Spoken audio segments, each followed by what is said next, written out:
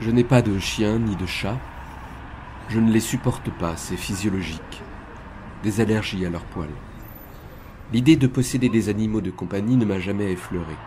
Mais certains soirs, entre chien et loup, l'impulsion de sortir sans raison, de prendre l'air, malgré le froid, le vent léger qui saisit le visage, glace les membres en s'infiltrant entre les tissus des vêtements.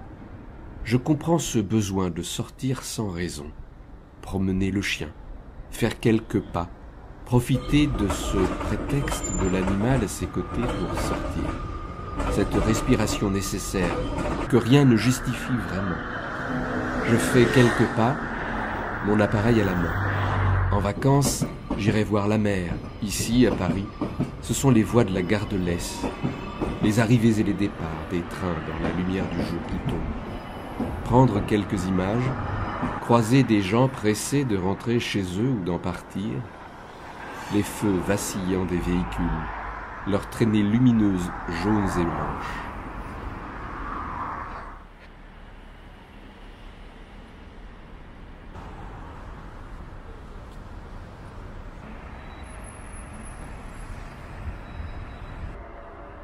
Dans les promenades qu'on effectue, les itinéraires qui se répètent, chercher l'inédit est une affaire de regard et d'attention. C'est une barque abandonnée en bas d'un escalier au bord de la Seine. On pourrait monter dedans et se laisser dériver. Jusqu'où pourrait-on aller? C'est une lumière à travers les arbres d'un jardin. C'est un immense portrait, tableau abandonné dans la rue que plus personne ne regarde et qui attend qu'on l'enlève pour le jeter, le broyer, le brûler. C'est l'ombre gigantesque d'un arbre sur le bitume gris du trottoir qui imite les doigts d'une main qui pourrait nous attraper. C'est l'échafaudage installé autour d'un clocher d'église qui le transforme de loin en pagode chinoise. C'est un emballage plastique transparent qui traîne par terre, qui ressemble à un morceau de verre. La lumière passe à travers et projette des éclats de lumière comme autant de bris de verre. Ce sont des silhouettes en contre-jour qui marchent l'une à côté de l'autre. C'est une jeune femme qui jette un dernier coup d'œil sur son portable et finit par s'éloigner parce que le rendez-vous qu'elle attend ne viendra plus. Ce sont des reflets de lumière qui irisent les vagues sur la Seine et lancent des signes que personne ne parvient à déchiffrer. C'est la traînée blanche d'un avion dans le ciel qui dessine au-dessus de la statue équestre d'Henri IV un javelot lancé dans l'immensité du ciel. C'est un pousseur associé à une barge chargée de biocarburant dérivant au centre du fleuve afin de passer sous les arches les plus larges d'un pont. Ce sont des façades de pierre qui prennent la lumière d'hiver avant de s'éteindre et de disparaître dans l'ombre dès que le soleil sera descendu derrière le faîte des immeubles d'en face. Ce sont des touristes figés comme statues au milieu du trottoir, tête baissée au-dessus de leur smartphone pour tenter de retrouver leur itinéraire. Le Louvre, c'est de l'autre côté.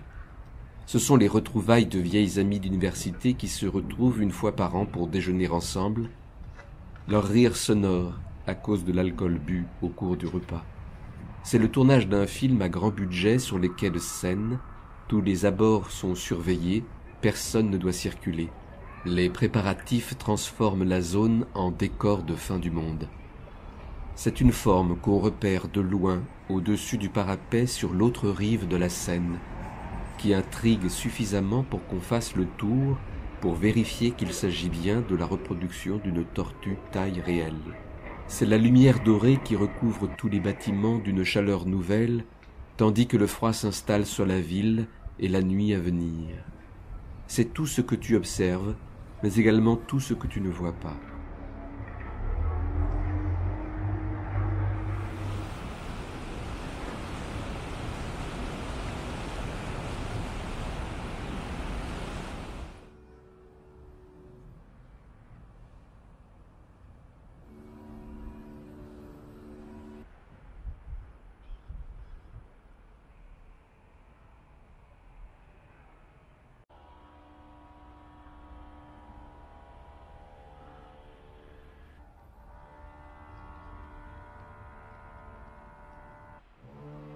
C'est un endroit où j'aime revenir régulièrement. Je découvre de nouvelles maisons à chaque fois que j'y monte. Je visite leurs intérieurs en consultant les sites des agences immobilières. Je peux y monter lorsque je fais ma pause à la bibliothèque. À l'heure du repas, la butte bergère est déserte. Pas de voiture ou si peu, parfois une moto, un passant, mais c'est très rare. C'est tout près de la bibliothèque. Je mange un sandwich, vérifie l'avancée des travaux de la Villa Silvelli, au point mort depuis son rachat par Jean-Paul Goude qui habite la maison voisine. L'ouverture laissée par sa destruction libère la vue magnifique qu'on a à ce niveau de la butte sur tout l'est parisien.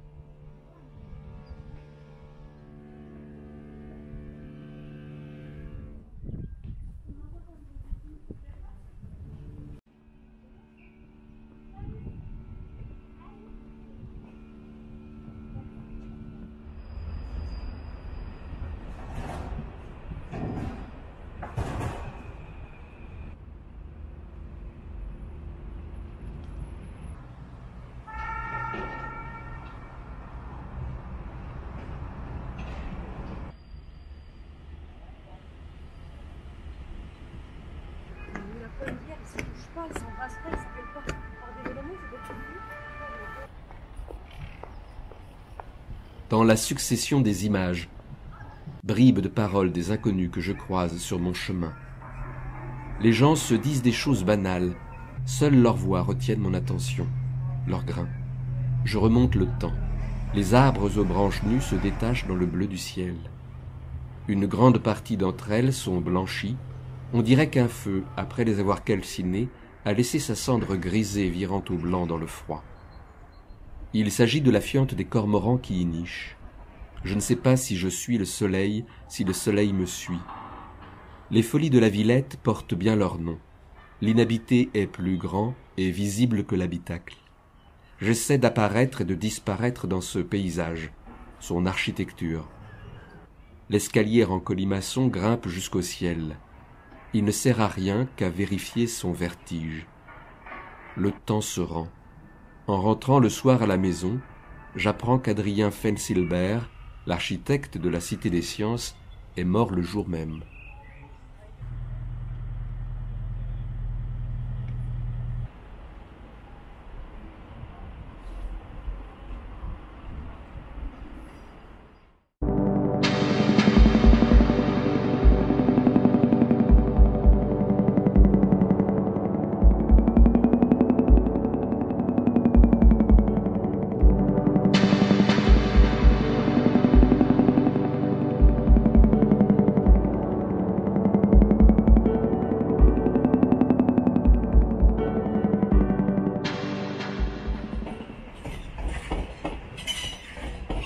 C'est une expérience inédite. J'ai participé à ma première commission poésie du CNL. J'y ai été accueilli très chaleureusement. Nous étions une dizaine autour de la table et 5 autres ont participé en distanciel à la séance pour déterminer parmi une soixantaine de dossiers qui obtiendrait une aide pour la publication d'ouvrages de poésie ou de bourses d'écriture pour des auteurs. Chaque membre a lu les dossiers des éditeurs et les textes des candidats au préalable et les présente au reste du groupe en donnant son avis. Si l'avis est partagé par les autres, le dossier est validé avant de l'être définitivement par le CNL en dernière instance. Mais la plupart du temps, l'avis proposé en séance est retenu. Même si le tour de table est assez rapide, chacun passe quelques minutes seulement à présenter son dossier.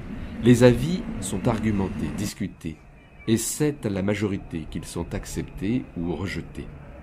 La commission dure toute une journée. C'est un moment d'une grande richesse d'échanges. On découvre des auteurs, leurs projets, on discute édition, poésie, création. Je suis ravi d'avoir accepté de devenir membre pour les 3 prochaines années, pour le temps de lecture des textes en amont et l'échange qui suit lors de la commission.